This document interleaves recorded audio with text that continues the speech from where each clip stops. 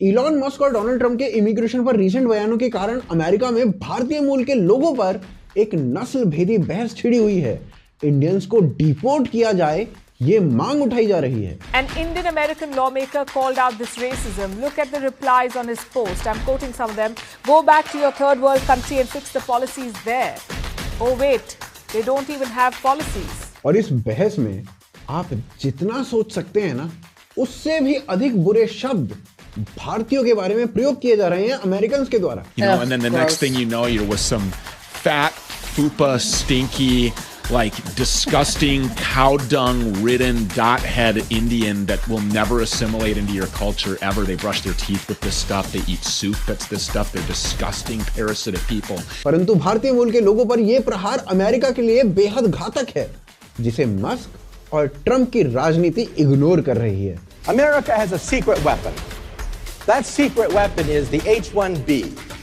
Without the H-1B, the scientific establishment of this country would collapse. क्यों दी जा रही हैं भारतीय लोगों को गालियां? क्या बिगाड़ा है भारतीयों ने इन लोगों का, या केवल कोरी जलन है? जानने के लिए वीडियो को अंत तक देखिए और चैनल को सब्सक्राइब कर लीजिए।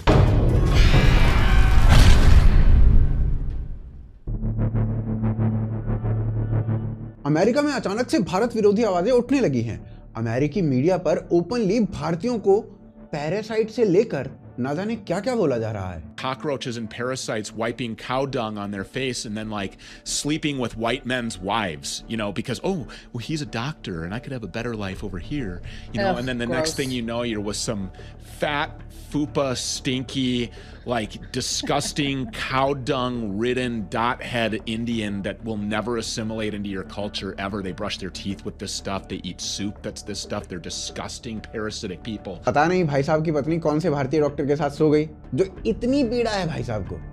और कमाल की बात यह है, जो एंकर है ना, वो लगातार हंस रही है पूरी बात के ऊपर। लेकिन भारतीयों के लिए अमेरिका में रेसिज्म जो है ना, वो कोई नई बात नहीं है। ये देखिए, ये 2022 का वीडियो है। Look at your feet, man. That's disgusting. You look nasty. All right? Don't come out in public like this again. Sincerely. Nobody comes in public like this. लेकिन ये बात ना 2022 की भी नहीं है। जब से भारतीय अमेरिका में जाना शुरू हुए हैं, तभी से ये रेसिज्म उन्हें झेलना पड़ रहा है। ये 1987 का आर्टिकल है, जिसमें बताया ये गया है कि अमेरिका में एक डॉट बस्टर नाम का ग्रुप सक्रिय है और इस डॉट बस्टर नाम के ग्रुप ने पैम्फलेट्स छपवा रखे हैं कि यदि वो कोई भी हिंदू को अमेरिका की सड़कों पर चलते हुए देखेंगे तो भाई वो पीटेंगे, चाहे वो पुरुष हो चाहे वो महिला हो। लेकिन ये जो घृणित इतिहास है ना, ये इससे भी पुराना है। कई रेसिस्ट लॉ अमेरिका के कई स्टेट्स का हिस्सा रहे हैं जो हिंदुओं के प्रति घृणा का भाव रखते थे। If I may just to step back for one moment, just talking about hate violence against the Hindu community, I mean, we can first of all go back to the early 1900s and some of the anti-Hindu, anti-Indian laws that were instituted in the country, particularly states like Washington, in California. You had the Bellingham riots in the state of Washington. You fast forward to the 1980s and you had the horrific dotbuster gangs that were terrorizing the Hindu community in New Jersey. अब अगला प्रश्न यह आ जाता है कि आज के समय में इतनी हेट भारतीयों को क्यों मिल रही है? तो भाई साहब, उसका कारण है H-1B वीजा। तो ये क्या कलेश है? तो भाई साहब, ये अमेरिका का ना एक नियम है जिसके अंतर्गत कंपनीज को ये अधिकार दिया जाता है कि आप बाहर के देशों से लोगों को लेकर आओ और उन्हें हायर कर लो। तो अब इससे क्या होता है? तो जी, बात बहुत ही सिंपल सी है। जॉब निकली अमेरिका में, उस जॉब के लिए किसी अमेरिकन के स्थान पर किसी भारतीय को चुन लिया गया। जॉब किसको मिली? इंडियन को। किसको नहीं मिली? अमेरिकन को। कौन अनएम्प्लॉयड रह गया? अमेरिकन। तो बस यही कलेश है पूरे H-1B वीजा का। अब इस H-1B वीजा के चक्कर में अमेरिकन लोगों को जॉब्स नहीं मिल पा रही हैं। लेकिन प्रश्न अब ये कि स्पेसिफिकली भारतीयों को इतनी घृणा क्यों मिल रही है? तो भाई साहब, इसका उत्तर ये है कि इस H-1B वीजा पर 70% जॉब जो मिल रही है ना, वो भारतीयों को ही मिल रही है। Let me just restate something. As a fact, the H-1B visa program is a total and complete scam from its top to the bottom. बड़े-बड़े लोग भारतीयों का उपहास कर रहे हैं और इसके पीछे की टीस है कि उनकी जॉब भारतीय खा रहे हैं। How is it going to break news to my family and pay all of our expenses? I would soon be living on unemployment.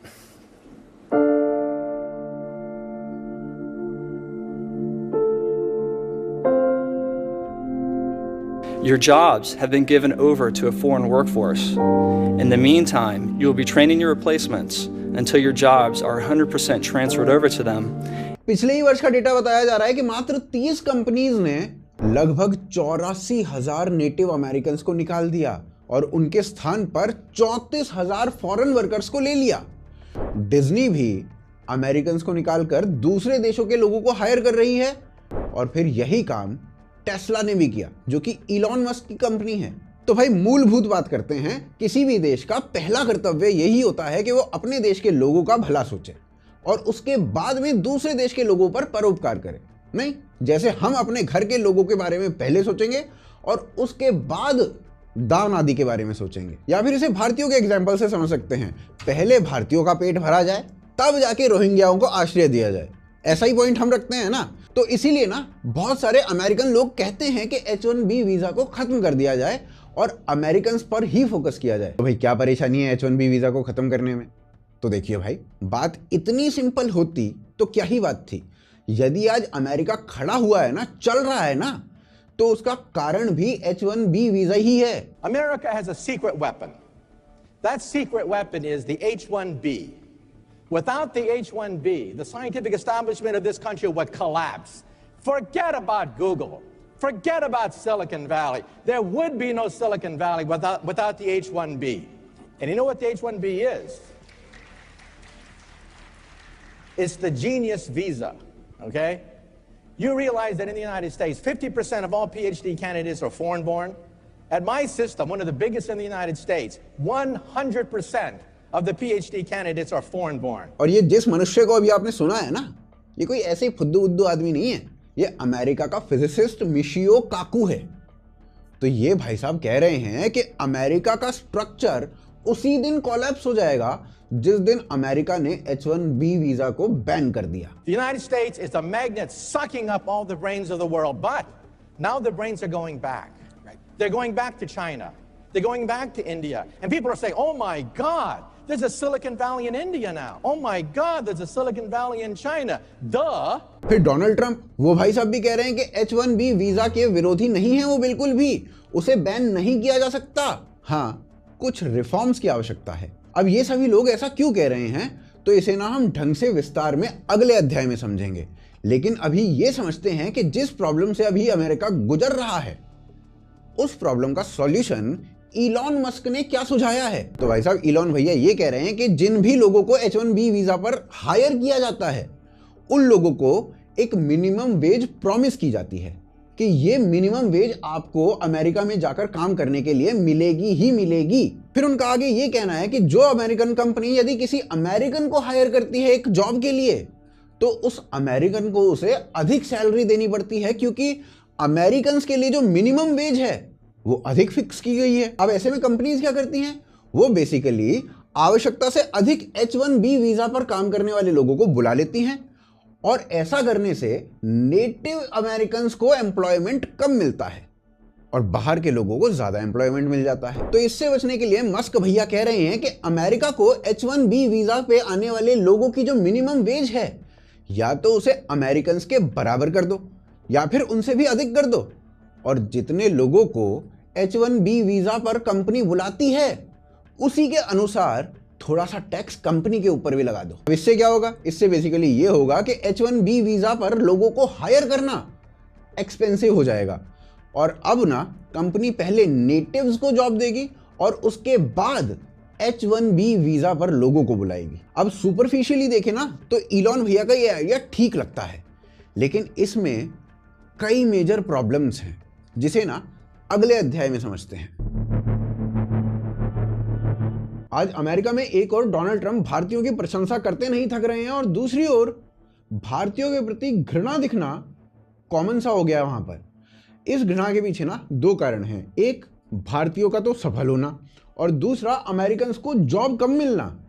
अब ट्रंप ने अमेरिकन को जॉब दिलाने के लिए एक घोषणा की और घोषणा थी कि H1B वीजा पॉलिसी में ना कुछ बदलाव किया जाएगा जो कि डोमेस्टिक कार्यबल को प्राथमिकता देगा। अब देखिए ट्रम्प की पॉलिसी है अमेरिका फर्स्ट की, यानी जॉब्स में जो पहली प्राथमिकता है वो अमेरिकन को मिलनी चाहिए और उसके बाद उन्हें जो वीजाज पर आ रहे हैं। तो इससे ना ट्रम्प और मस्क के अनुसार अमेरिका में कोई भी अमेरिकन जॉबलेस नहीं रहेगा।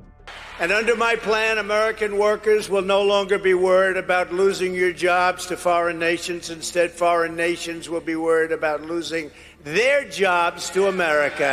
फॉरेन टैलेंट पर भी निर्भरता कम हो जाएगी और अमेरिकन कंपनीज को अमेरिकन को हायर करने पर इंसेंटिवाइज किया जाएगा और वहीं पर जो विदेशी लोगों को हायर करेगा उतना ही उसे डिसइंसेंटिवाइज किया जाएगा। तो भाई साहब इनका संकल्प स्पष्ट है और इलॉन मस्क ने इसे अचीव करने का एक रास्ता भी दिखा दिया है, जिसके बारे में हमने पिछले अध्याय में बात की थी। और ऐसा करने से वो मानते हैं कि सब ठीक हो जाएगा। तो इसकी ना ग्राउंड रियलिटी देख लेते हैं और ग्राउंड रियलिटी यही है कि भले ही रिसर्च इत्यादि में अमेरिका आगे हो, पर ये काम ना अमेरिकन्स नहीं कर रहे हैं। ये रिसर्च का काम बाहर के लोग आके अमेरिका में कर रहे हैं। So don't tell me that science isn't the engine of prosperity. You remove the H-1B visa and you collapse the economy.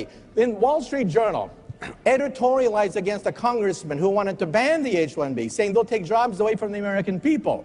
The Wall Street Journal said, look, there are no Americans who can take these jobs. These are at the highest level of high technology. They don't take away jobs from Americans, they create entire industries. STEM यानी science, technology, engineering और maths, इसमें ना अमेरिकी युवा कतई interest नहीं देता। USA के युवा को बेसिक मैथ्स भी नहीं आती है। वहां के माँ बाप मैथ्स से डरते हैं और उन्हें मैथ्स के नाम से एंजाइटी हो जाती है। तो वहां के बच्चे भी मैथ्स से डरते हैं और हालत तो ये है कि अमेरिका के जो टीचर्स हैं ना उन तक को मैथ से डर लगता है। और ये ना एक बहुत सीरियस प्रॉब्लम है अमेरिका में और इसे कर्ब करने के लिए ऑलरेडी वॉर फुटिंग पर प्रोग्राम्स चलाए जा रहे हैं ताकि स्टेम इस क्षेत्र में अमेरिकी प्रतिभा का सृजन हो सके। अतः भविष्य में जो शॉर्टेज है उसको भरने का काम चालू है, लेकिन हो नहीं पा रहा है। और चलो एक घड़ी को ये मान लिया जाता है कि भविष्य में ना ये लोग इस कमी को पूरा कर लेंगे, पर वर्तमान की स्थिति में टेक इंडस्ट्रीज उस भविष्य की प्रतीक्षा नहीं कर सकती हैं भाई साहब। पर अब चलिए जो बात मैं बोल रहा हूं ना उसे थोड़ा सा डेटा से समझाता हूं। डेटा के अनुसार अमेरिका को हर वर्ष 4 लाख इंजीनियर्स की आवश्यकता रहती है, पर हर वर्ष कितने इंजीनियर्स अमेरिका प्रोड्यूस कर रहा है? मात्र 70,000, यानी अपनी आवश्यकता का केवल 17.5%। बाकी का 3,30,000 कहां से आएगा? बस इसी कमी को भारत और चीन पूरा कर रहे हैं। और अमेरिका के लिए ये कोई लग्जरी नहीं है, विवशता है कि वो भारत और चीन से लोगों को बुलाकर इन टेक फील्ड्स में काम करवा रहे हैं। जैसा कि रिपोर्ट्स का दावा है कि 2030 तक ये जो आवश्यकता है ना ये 14% से और बढ़ जाएगी।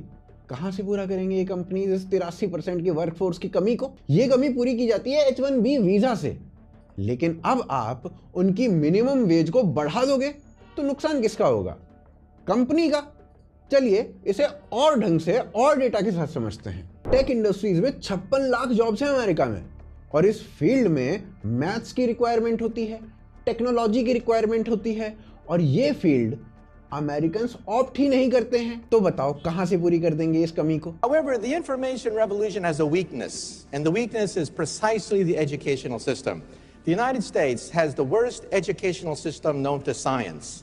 Our graduates compete regularly at the level of third world countries. America में स्टेम्स को लेकर हालात अच्छे नहीं हैं और अमेरिकन्स ना स्वयं अपनी मैथ्स को लेकर अपना मजाक उड़ाते रहते हैं और जो नौकरी दे रहे हैं ना वो इस बात की चिंता कर रहे हैं कि भाई हमारी नौकरी में तो मैथ्स की आवश्यकता है, अगर भविष्य में आगे बढ़ना है तो मैथ्स की आवश्यकता है, पर अमेरिकन्स मैथ्स से डरे बैठे हैं। तो भाई साहब बताइए कि इन जॉब्स को पूरा कौन करेगा? हालत इतनी बुरी है कि सरकार ना बहुत पैसा लगा रही है प्रोग्राम्स चलाने में जिससे वहां का जो यूथ है वो स्टेम्स में कुछ काम कर सके, कुछ पढ़ाई कर सके, कुछ स्किल डेवलप कर सके, पर वो लोग स्टेम्स को ऑप्ट ही नहीं कर रहे हैं और स्टेम्स में चले भी जाते हैं तो भाई साहब स्टेम्स के क्षेत्र में नौकरी नहीं करते हैं। अब डोमेस्टिक लोगों से डिमांड पूरी नहीं होगी तो कंपनीज प्रभावशाली कार्यबल कहां से लाएंगे? H-1B वीजा से ही लाएंगे ना, बाहर के देशों से ही लाएंगे ना। अब वो आपने कर दिया बहुत महंगा, तो इस केस में कंपनीज क्या करेंगी? अपनी फैक्ट्रीज और कंपनीज को वो भारत या चीन जैसे स्थानों पर ले आएंगी। यहाँ पर नियम रिलैक्स्ड हैं, यहाँ पर वो अपने वर्कफोर्स को रखेंगी, आराम से काम करवाएंगी और धंधा करेंगी, बिजनेस करेंगी। तो पॉलिसी का संकल्प हो सकता है कि अमेरिकियों की नौकरी को बचाना हो, पर यदि कंपनीज बंद हो जाएं या वहां से शिफ्ट हो जाएं तो भी प्रॉब्लम तो सॉल्व नहीं होगी। और ऐसा हो सकता है क्योंकि विश्व के कई स्थानों पर ऐसा हुआ है। इसे ना अगले अध्याय में देखते हैं। देखिए, विश्व का कोई भी देश हो वो एक सिस्टम से चलता है, जैसे डेमोक्रेसी, डिक्टेटरशिप या फिर कम्युनिज्म। इसमें भी विश्व के जो सबसे शक्तिशाली और समृद्ध देश है ना, वो डेमोक्रेसी के मॉडल पर चलते हैं।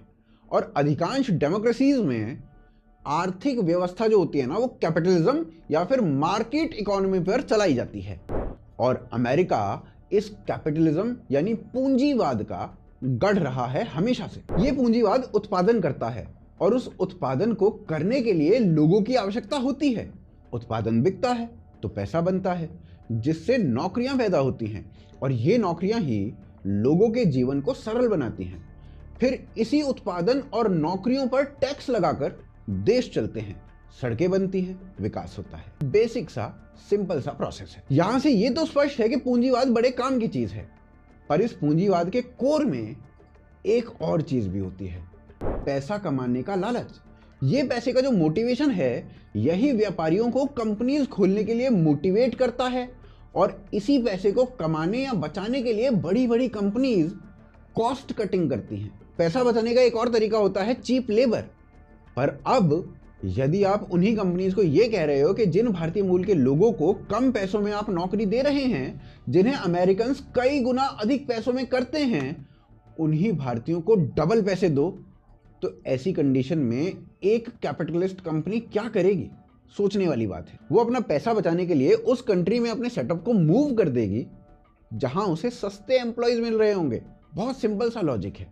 और ये सब ना मैं अपने मन से नहीं बोल रहा हूं, कुछ एग्जाम्पल्स देता हूं। नॉर्थ अमेरिका की कंपनीज द्वारा चीन को अपना मैन्युफैक्चरिंग बेस बनाने का जो सबसे बड़ा रीजन था ना, वो था सस्ता लेबर। और ये फॉर्मूला केवल ऐसा नहीं है कि अमेरिका में ही चलता है, कैपिटलिज्म पूरे विश्व में ऐसे ही काम करता है। 2024 में पूरी दुनिया से 1,28,000 मिलियनियर्स ने अपने देश को छोड़कर दूसरे देश को चुन लिया, जिसमें लगभग 4300 भारतीय हैं। इनमें से अधिकांश यूएई और सिंगापुर जैसे देशों में रिलोकेट हो रहे हैं। कारण जानते हैं? दुबई, यूएई और सिंगापुर में ना टैक्स कम देना पड़ता है, ना केवल बिजनेस और इनकम पर बल्कि घर लेने पर भी। यहां से पैसा बचता है और इसी पैसे को बचाने के लिए लाखों मिलियनियर्स अपने देश को छोड़कर इन जगहों पर माइग्रेट कर जाते हैं। भाई साहब, देश छोड़िए, यदि पैसा बचता है तो कंपनीज सेम देश के किसी दूसरे राज्य में भी माइग्रेट होने में समय नहीं लगाती। अमेरिका का ही एक एग्जांपल दे देता हूं। अमेरिका में कैलिफोर्निया नाम का एक राज्य है। 2005 से अब तक अधिकांश कंपनीज इस राज्य को छोड़कर टेक्सास नाम के दूसरे राज्य में शिफ्ट हो चुकी हैं।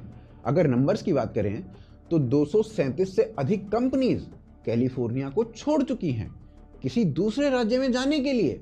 और इसमें से भी ना 120 कंपनीज केवल टेक्सास में शिफ्ट हुई हैं। सोचिए, इनमें कितने एम्प्लॉयज काम करते होंगे, कितने लोगों की जॉब छुट्टी होगी, क्या हुआ होगा, सोचिए। अब आपको पता है इसके पीछे का कारण क्या था कि क्यों कंपनीज कैलिफोर्निया छोड़ छोड़कर भाग रही थी? तो भाई साहब, हर थोड़े समय में बढ़ता हुआ टैक्स इसका सबसे बड़ा कारण था। इसी टैक्स के पैसे को बचाने के लिए कंपनीज राज्य को छोड़ रही थी। तो अब सोचिए, लेबर कॉस्ट तो इस टैक्स के पैसे से कितना गुना अधिक बचाया जा सकता है। तो कंपनीज ऐसा क्यों नहीं करेंगी? बस यही है कैपिटलिज्म का सत्य। इलॉन मस्क और ट्रंप जिस H-1B पॉलिसी की बात कर रहे हैं ना, वो अमेरिकन कंपनीज के लिए कॉस्ट ऑफ प्रोडक्शन बढ़ा देगा, जिसे बचाने के लिए बड़े स्केल पर कंपनीज का माइग्रेशन हो सकता है। और सबसे बड़ा नुकसान ना अमेरिका के लोगों को और अमेरिका को भुगतना पड़ेगा। जिन अमेरिका के लोगों के लिए आप ये कर रहे हो, उन्हीं को ही नुकसान हो जाएगा। भाई साहब, लाभ क्या होगा? अमेरिका में भारतीय लोगों के साथ जो रेसिस्ट व्यवहार हो रहा है ना, वो एक ट्रेजेडी से कम कुछ नहीं है, क्योंकि भारतीय मूल के लोग अमेरिका के विकास में सबसे बड़ा योगदान दे रहे हैं। और आज से नहीं, एक लंबे समय से दे रहे हैं। कैसे, वो ना अगले अध्याय में देखते हैं। देखिए, भारत के लोगों की जो सबसे अच्छी बात है ना, वो ये है कि वो अपने काम से काम रखना पसंद करते हैं और साथ ही साथ जहां जहां जाते हैं वहां अपना योगदान देने में विश्वास करते हैं, ना कि किसी पर बोझ बनने में। जितने भी भारतीय लोग यूएसए में रह रहे हैं, उनका वहां की इकोनॉमी में, वहां के समाज में और लगभग हर क्षेत्र में योगदान रहता है। बता दूं कि अमेरिका की जो टोटल आबादी है ना, उसका मात्र 1.5% भारतीय लोगों का है, लेकिन फिर भी यूएसए के जो टोटल टैक्सेस है ना, उसका 6% हिस्सा मात्र भारतीय लोग देते हैं। भारतीय लोग यूएसए में ना केवल टैक्स देते हैं, वो वहां नए नए स्टार्टअप शुरू करते हैं, बड़ी बड़ी कंपनियों के सीईओज बनते हैं। 21 सीईओ तो वहां की सबसे बड़ी कंपनियों के ना भारतीय ही हैं, जैसे सुंदर पिचाई गूगल के, सत्य नडेला माइक्रोसॉफ्ट के, नील मोहन यूट्यूब के, अजय बांगा प्रेसिडेंट बने वर्ल्ड बैंक के, निकेश अरोड़ा सीईओ हैं पालो ऑल्टो नेटवर्क्स के, शांतनु नारायण अडोबे के सीईओ हैं और इनके अलावा भी ना कई और ऐसे नाम हैं जिनके सीईओ भारतीय हैं और सभी की सभी $बिलियन कंपनी है। भारतीय कम्युनिटी ना पढ़ाई लिखाई में योगदान देती है, अपने बच्चों को पढ़ाती लिखाती है और यही कारण है कि भारतीय कम्युनिटी वहां की सबसे अधिक पढ़ी लिखी कम्युनिटी है। भारत ही वो देश है जो अमेरिका में सबसे अधिक स्टूडेंट्स भेजता है। स्टूडेंट्स भेजने का अर्थ ये है कि भारत का माइंड वहां पर भेजना, उसकी पढ़ाई के लिए भारत का पैसा भी भेजना और स्किल सीखने के बाद एक स्किल्ड लेबर अमेरिका को देना। एक आम भारतीय की अमेरिका में जो इनकम है ना, वो किसी अन्य ग्रुप के मुकाबले अधिक है। जहां आम भारतीय $1.5 लाख सालाना कमाता है, वहीं एक आम अमेरिकी नागरिक या कोई अन्य प्रवासी मात्र $70,000 कमा पा रहा है। अमेरिका में लगभग 5.1 मिलियन यानी 51 लाख भारतीय रहते हैं और ये सभी लोग मिलकर लगभग 250 से 300 बिलियन डॉलर्स का इनकम टैक्स पे कर देते हैं। पूरा सिलिकॉन वैली ना भारतीयों से पटा हुआ है। पॉपुलेशन मात्र 1.5%, परंतु यूएसए के 8% हेल्थ केयर में काम करने वाले भारतीय लोग हैं। 12% मेडिकल स्टूडेंट भारतीय लोग हैं। 38% डॉक्टर्स भारतीय लोग हैं और नासा के 36% साइंटिस्ट वो भी भारतीय हैं। 3.25% रिसर्चर्स ना भारत से आते हैं, अपनी पॉपुलेशन अनुपात से बहुत अधिक। और इसके बाद भी ना भारतीय वहां पर सबसे कम क्राइम करते हैं, या कहें ना के बराबर क्राइम करते हैं। भारतीय कितना रूल्स को फॉलो करते हैं ना, ये बात अमेरिका के कांग्रेसमैन रिच मैक्रॉमिक की स्पीच में देखिए। 1 out of every 5 doctors in my community is from India. They represent some of the best citizens we have in America, and we should make sure that we streamline the immigration process for those who come here to obey the law, pay their taxes, and be the most creative and productive in society. Although they make up about 1% of American society, they pay about 6% of the taxes. They're amongst the top producers, and they do not cause problems. They follow laws. They don't have the problems that we see other people have when they come to the emergency room for overdoses and depression, anxiety, because they're the most productive, most family-oriented, and the best of what represents American citizens. भारतीय लोगों का कितना impact है ना, वो नाइगल फराज की speech से अंदाजा लगा सकते हैं। If you grow up in this country in a Hindu family, the chances of marital breakdown are very small. The chances of educational encouragement are incredibly high. The culture within that family and community, that hard work, achievement is everything in your life, is at a different level to the rest of us. It's just a fact. इससे ना ये पता चलता है कि भारतीय लोगों ने अपने कर्मों से कितना प्रभाव छोड़ा है।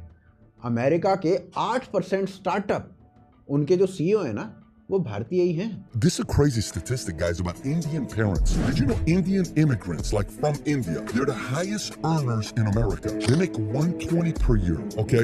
White Americans was $65,000 a year. Indian Americans, $120. They got a $25,000 lead on second place. Second place was $95,000 a year. So we start going into this data because I visited Mumbai and I was speaking at IIT and I had a great experience. I'm like, why are Indian parents doing so well? Indians account for 1% of the U.S. population, but 8% of CEOs of startup Silicon Valley companies. भारतीय community ने America में वो सब कुछ दिया है जो किसी आम नागरिक को अपने देश को देना चाहिए। उन्होंने वहां के कानूनों का पालन किया, वहां अपने बच्चों को पढ़ाया। अगर आज भारतीय इतने कामयाब हैं वहां पर, तो ये ना उनके मेहनत के, उनके परिश्रम के कारण है, किसी और कारण नहीं। और यही कारण है कि भारतीय लोग अमेरिका में सबसे अधिक कमा रहे हैं। किसी की कृपा नहीं है उनके ऊपर। तो आशान्वित हूं कि आपको वीडियो बढ़िया लगी होगी और वीडियो को आप अवश्य शेयर करेंगे अपने दोस्तों के साथ और चैनल को